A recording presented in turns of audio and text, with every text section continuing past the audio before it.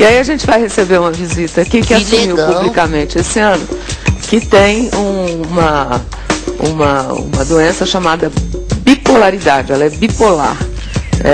Teve a coragem. Como vai, Cássia Kiss? Cássia! Tudo bom, minha linda? Minha amiga, muito obrigada por esse convite. Esse convite que me faz com que eu me sinta mais útil, sabe? E pra mim isso é fundamental. Tá linda com esse cabelo, com os dois cabelos, o da Zilda e esse.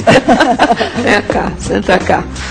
A gente estava... Você assistiu? Senta aqui, Cassinha. A gente assistiu a matéria aí, você assistiu junto com a gente ali fora. Você pensou nisso quando... nós vamos já explicar o que é bipolaridade, porque tem muita gente que não sabe. E ninguém tem a obrigação de saber também. Você pensou nisso, assim, ou estava te incomodando e de repente você falou, não, eu vou falar um problema que tenho. O que te veio na cabeça? Eu consegui falar sobre isso na medida em que eu consegui a ajuda que eu precisava. Durante muito tempo, eu busquei ajuda, mas com pessoas erradas. Então, você sabia o que você tinha? Eu estou me sentindo livre há muito pouco tempo. Eu estou me sentindo aliviada há muito pouco tempo, não tem 2 anos ainda, quando eu encontrei o meu psiquiatra e o meu psicanalista, que são pessoas que trabalham juntas e que eu preciso deles, e que me ajudaram com o medicamento, é claro. Então hoje eu dependo de 2 medicamentos, que eu tomo um regulador de humor e um antidepressivo, eu preciso deles diariamente. Aliás, meu marido me ligou hoje de manhã, eu disse assim, esqueci o remédio. Ele, Cássia, por que você fez isso? Eu disse, porque você não me avisou. Você não me lembrou. Mas enfim, eu me sinto livre a partir disso. Então, o que vem junto? Vem uma necessidade de você falar, de você contar essa liberdade, de você ajudar mesmo. O meu psicanalista tem me ajudado a fazer com que eu entenda por que eu fiz questão de me expor. Foi sobretudo a minha necessidade de ser útil, de ser uma referência, de ser um exemplo, de mostrar para outras pessoas que padeçam do mesmo problema, ou que padecem do mesmo problema, de que apesar de tudo você consegue ir à luta, você consegue levar a sua vida, você consegue... Eu passei a maior parte da minha vida lutando, querendo morrer. Essa aqui é a grande verdade. Acho que não tem uma coisa mais triste do que essa. Você acordar diariamente e a vida ter um peso para você. Era um peso, era assim como se eu estivesse carregando o mundo nas minhas costas. E estava muito pesado. Então eu queria acabar com aquilo. E como é que você quer acabar? Você pensa em morrer várias vezes. Porque você precisa acabar com isso que você está sentindo. Então hoje eu entendo o número de pessoas que se suicidam, inclusive. Que acabam com a vida porque elas querem romper uma coisa trágica que está acontecendo com elas. Essa é a necessidade. O que é? É um transtorno, é uma desordem mental que você não consegue controlar. É você errar tanto, depois você querer consertar. A minha vida era muito feita disso. O que é a bipolaridade, assim, pra Olha, gente? eu às vezes tinha tem gente dias... que tem e não sabe tinha dias que eu acordava muito feliz, mas extremamente feliz. Era de um entusiasmo fora do controle, que faz com que você... com que eu saísse me desculpando, inclusive, com as pessoas que eu já tinha agredido, brigado, saía comprando presente.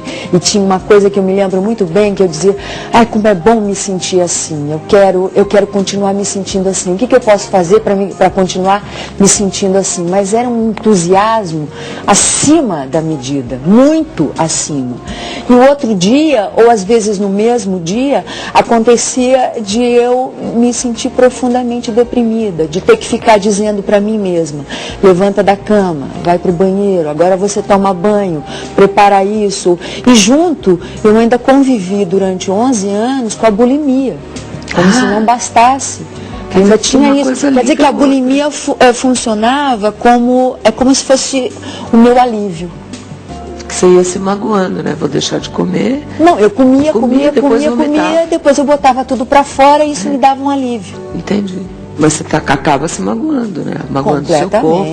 Completamente. Atrapalha todo o metabolismo. Completamente. Mas eu demorei para entender que eu tinha uma doença também chamada bulimia. E que hoje ela está controlada. Hoje, a partir dos meus filhos, a partir da minha primeira gravidez, eu consegui controlar isso. E já tive algumas vezes um leve sintoma de vontade de provocar de novo a bulimia, mas de reconhecer e de conseguir me segurar. Então isso é muito por conta do tratamento que eu venho... Explica pra gente, a gente conhece assim a sua vida, né? Para quem está em casa, na tela, né? Você como atriz, uma excelente atriz, participando de novelas, de assuntos, né? O seu dia a dia, participante, inclusive, ativamente na sociedade, com ideias, né? Reconhecidas e tudo. E você nunca, a gente nunca percebeu, a gente lá em casa, né? Nunca percebeu, porque não convivia com você de perto, é isso? As pessoas, o seu marido, os teus amigos mais chegados, assim, você tinha... O meu período, assim, de mais transtorno foi um período que eu morei sozinha. Porque morar sozinho, ninguém vê o que você está fazendo, essa que é a verdade, né? Ninguém vê o seu lado negativo. Então, em público, eu era uma coisa. No meu cotidiano, eu conseguia me segurar bem, trazer uma aparência de uma mulher equilibrada. Então, muitas vezes eu me sentia equilibrada, eu gostava de me sentir assim, é claro. Mas na vida oculta, eu tinha uma vida de bastante transtorno. Mas eu ainda convivi com isso, com esse transtorno, no primeiro casamento, no segundo casamento e no terceiro casamento. Foi agora com o Sérgio, que eu acho que ele sabe disso, ele é a pessoa fundamental na minha vida para que eu me recuperasse, porque teve um momento que ele disse assim: ou você vai buscar ajuda e vai ser com tal psiquiatra, ou nós vamos romper, ou o nosso casamento não pode mais prosseguir. Porque é evidente que ele sofria todos os meus transtornos, ele carregava isso, ele via. Ele foi, dos meus 4 casamentos, ele foi a única pessoa que viu. Ele me viu mal. E ele disse, não é normal. Então, você atribui, por exemplo, os outros relacionamentos. Tem várias razões para os relacionamentos não darem certo. Mas a essa falta de entendimento que era um problema, tanto da sua parte como da companhia. Sem dúvida nenhuma. Eu acho que hoje, o Sérgio sabe disso, uma vez ele me perguntou, eu acho que hoje eu ainda estaria casada, pelo menos com o pai dos meus filhos mais velhos. Não existiria meu 4º casamento se o José Alberto tivesse me ajudado a ver o meu problema. Porque foi ele, sobretudo foi essa confusão que eu vivia, que fez com que eu rompesse o meu casamento com o Zé Alberto, né? Eu tinha dias de um desespero meu, que eu saía com vontade de quebrar tudo, né? Então eu destruía as minhas relações, não era só relação com parceiro, relação com amigos, relação no meu trabalho. Quantas vezes eu queria dar conta do meu trabalho, às vezes isso não era possível, eu não conseguia dialogar sobre o assunto, eu não conseguia chegar no meu trabalho, procurar a produção e dizer assim, gente, eu não tenho condição de gravar 30 cenas hoje, porque elas é muita coisa. Então nós vamos deixar, eu não posso, minha cabeça não vai dar conta disso. Não, eu queria que desse conta, e chegava na hora, e eu acabava provocando uma briga. E aquilo fazia com que, às vezes, eu cheguei a deixar o estúdio. Eu falei, gente, não dá, tchau, eu vou embora. Eu ia embora para minha casa. Saía chutando o pau da barraca, não queria saber. No dia seguinte, eu mandava flores para o produtor, era uma dor de cabeça que você não consegue imaginar. Imagina um transtorno interno, né? Era, porque você quer... Porque você não queria fazer aquilo. E a vontade de morrer é porque você quer dar um stop nisso, né? Você quer parar com tudo, né? Mas o transtorno que eu causava não era só a minha, as pessoas que estavam à minha volta, né? Você imagina o seu parceiro vendo isso, sem poder fazer nada? Tem que ter a sensibilidade de olhar o outro, exatamente, né? Que não é só olhar o que você está me fazendo. Eu acho que grandes relações se completam assim, é olhar o outro de verdade, né? Quem é essa pessoa, o que ela está passando, né? Mas ao mesmo tempo eu queria ser vista. Eu me lembro de estar em plena crise, estar conversando com um amigo e eu sabia que ele não estava vendo o meu problema. Eu gostaria que ele visse, sabe? Hoje, por exemplo, eu sou bastante atenta com as pessoas nesse sentido. Às vezes eu vejo um amigo e digo assim, esse amigo está precisando de ajuda. Porque você percebe, você está sensível a essa questão.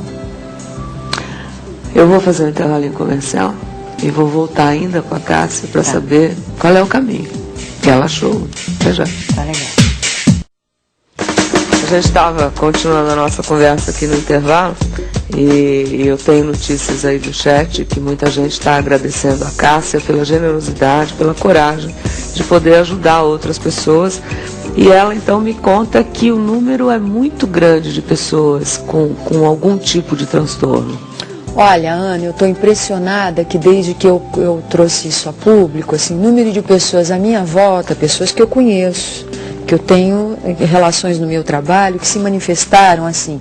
A minha filha padece de bipolaridade, o meu filho, o meu amigo. Ontem, quando eu estava chegando, de pessoas que eu já encontrei chegando no teatro e dizer, olha, minha irmã leu a sua entrevista, ela ficou muito impressionada e muito agradecida, porque ela não está se sentindo sozinha nessa história, e vê você como uma guerreira, como uma pessoa que, apesar de tudo, consegue realizar suas coisas. Ontem, chegando ao hotel, eu estava entrando e uma pessoa me telefonando, que deve estar assistindo agora o programa, com o sobrenome Marinho, e que se apresentou como sendo um escritor e partilhando do mesmo problema. Um abraço para você. E não tem idade para isso, né? E não tem idade para isso. Quer dizer, pode ser adolescente. É lindo ver essa manifestação e saber que o caminho mais fácil de você resolver é você falar sobre. Porque dá um alívio muito grande, sabe? Porque eu fiquei buscando hoje qual é o sentimento, o que é que eu estou sentindo. E eu estou me sentindo exatamente isso, eu já expressei isso, mas eu estou me sentindo livre. Sabe, é como se eu fosse um passarinho agora. Como se eu tivesse ficado presa durante muito tempo em questões que são muito confusas. É difícil você falar sobre isso. Só quem partilha, e eu acho que é por isso que vem essa necessidade de você poder, das pessoas quererem me ligar e falar isso comigo, é porque é difícil você falar mesmo com quem não tem essa experiência. Como é que a família pode perceber isso? Porque às vezes a pessoa não tem consciência disso, né? Você não tinha consciência disso. Quando começou com esse tormento, você não sabia o que era. Olha, eu tenho um histórico de família, né? Eu tenho um histórico da minha avó, que foi uma vida muito complicada dela, e a minha avó nunca foi diagnosticado como esquizofrenia, mas a minha avó, ela sumia de casa e ela voltava uma semana depois e aparecia como mendiga, como... A minha mãe, que durante anos padeceu de depressão. Minha mãe é uma mulher medicada, controlada, vive sozinha, está muito bem, felizmente, mas a vida dela foi muito difícil durante muitos anos também. Hoje é que ela está se sentindo livre também. Então eu já tenho um histórico de família, então eu sabia que tinha alguma chave aí que não estava muito bem, não estava funcionando direito, que eu precisava buscar ajuda. Eu sempre soube disso dentro de mim. Então é que teve alguém que teve coragem de dizer para mim, agora você precisa da ajuda correta. E eu caí nas mãos da pessoa certa. Então o meu psiquiatra, ele sabe disso, eu digo para ele, você me ajudou a renascer. Porque não adianta você só procurar um profissional. Às vezes não é o profissional correto, você tem que insistir. Você tem que continuar percebendo que ainda não está certo. Porque você já tinha ido em outros lugares. Eu já tinha passado pelas mãos de 3 psiquiatras. O Estelita é o meu 4º médico. E foi com ele que eu entendi que as coisas precisavam de um outro caminho. E ele me ajudou a encontrar esse caminho. Isso é o quê? É um clique, é uma frase, é uma atitude ou é um remédio? Olha, não tem... Você pensa que você chegou no limite, não tem o limite disso. O limite é a própria morte. Mas eu cheguei num momento de rompimento dentro da minha família, com o meu marido, com o Sérgio, que nós tínhamos rompido. E ele disse, a gente só vai poder voltar se você der esse passo aqui. E eu fiquei desesperada, eu falei, tá bom, eu liguei para a psicanalista dele, que me deu o telefone de um psiquiatra, eu já marquei o dia seguinte, eu já fui lá, eu estava desesperada, porque eu vi que eu tinha acabado de novo com mais um casamento. Vocês moravam juntos? Porque teve uma época Nós nunca que você moramos morou juntos. separado. Não, nós continuamos namorando juntos. Ah, vocês continuam separados? Nós continuamos separados. Nós nunca moramos juntos, né? Essa é a grande felicidade do nosso casamento, é cada um morar na sua casa, né, meu bem? Que ele não concorda muito com essa ideia. Ela que não concorda. Ah, você que não concorda? Eu adoraria morar junto. Eu adoraria morar na mesma casa, comer do mesmo sal, como diz uma amiga, mas ele faz questão de manter em casa separada, mas eu gosto, eu já me acostumei com a ideia. Mas o clique foi esse, foi chegar um momento de rompimento, de desespero total, de você dizer para onde é que eu vou, eu faço o que for necessário. Chega uma hora que você diz, eu faço o que for necessário para me recuperar. O que eu tenho que fazer? Me ajuda. Você pede, você diz assim, o que eu faço? Me diz. Você é minha amiga. O que eu tenho que fazer? Me diz o que eu faço. Nossa. Eu vou te levar para um psiquiatra. Tá bom, eu vou. Eu vou. O que mais que eu tenho que fazer? Você vai ter que tomar... Eu tomo. O que mais que eu tenho que fazer? Você vai dormir tantas horas? Eu durmo. O que... né? Porque eu conheço histórias de esquizofrenia, que o esquizofrênico diz assim, hoje eu quero me internar. Ele já tem uma consciência tão Ele já grande. tem uma consciência que ele diz assim, hoje eu vou direto para o hospital sozinho. Ninguém que eu precisa preciso. fazer nada porque eu preciso. Tem uma pergunta no site, perguntando se essa coisa de você interpretar, ser atriz, viver um outro personagem, né? E você os vive com grande intensidade sempre. Verdade. Né? Se ajudou, quer dizer, se você passar por esse processo. É como se fosse essa intensidade que eu trago para os meus trabalhos, é como se fosse a minha válvula de escape mesmo, sabe? Porque todas as minhas grandes explosões eu jogava nas minhas personagens, né? Agora mesmo fazendo a Zilda, eu tenho horas que eu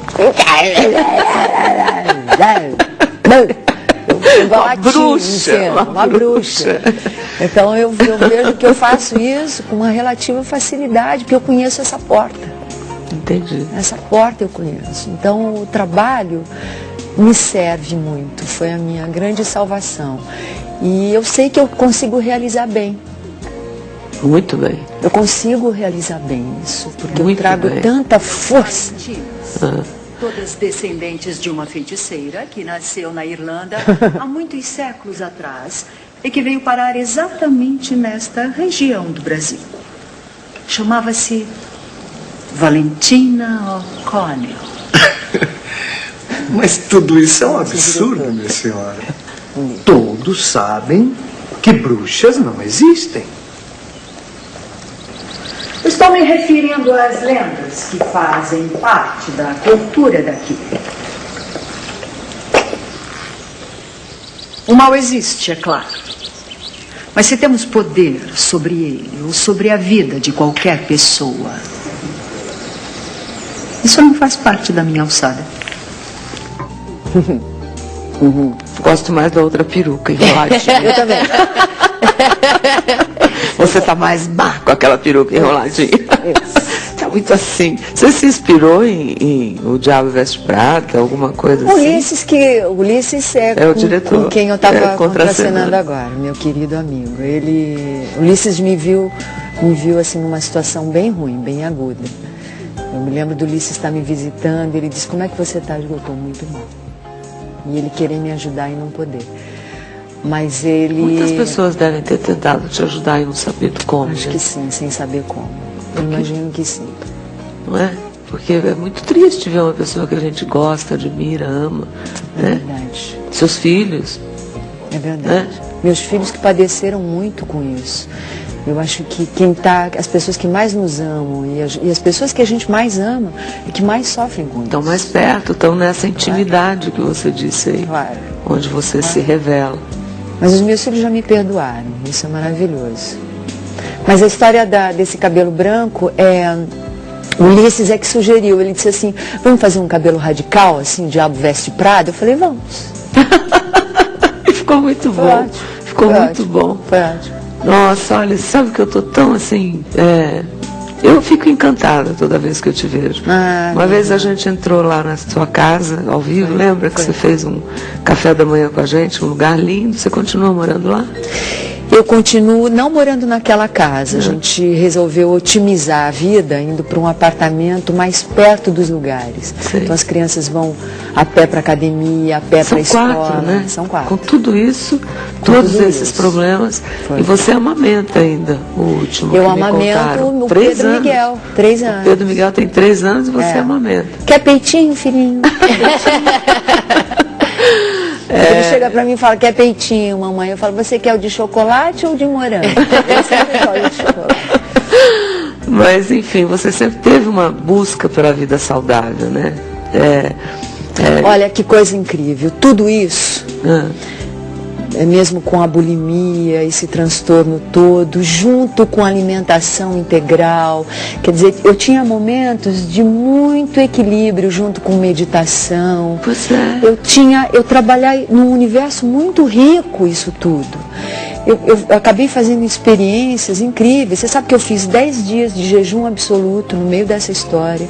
Eu fiz 50 dias fazendo uma dieta que eu comia ao meio-dia uma porção de arroz integral e às 6 da tarde outra porção. E só. Eu passei quase 20 anos fazendo um jejum por semana absoluto, de um dia só. Eu me lembro. No meio dessa bagunça toda. Quer dizer, nossa, eu olho para trás assim, era um mundo confuso e tinha muita riqueza dentro dele, né?